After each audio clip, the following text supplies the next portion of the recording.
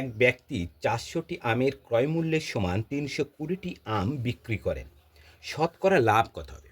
এক্ষেত্রে আমরা শতকরা লাভ বের করব খুব সহজে। কিভাবে দেখো, ক্রয়মূল্য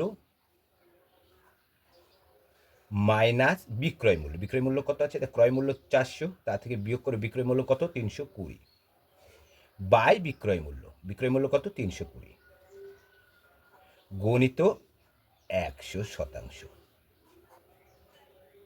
তাহলে 400 থেকে 320 বাদ দিয়ে দাও। 400 থেকে 320 বাদ দিলে হবে কত? 80 বাই 320 গণিত 100%। ওকে, এই শূন্য শূন্য কাটা, 8 একে 8, 4 8 32, 4 একে 4, 4 25, 100। শতকরা লাভ হবে কত?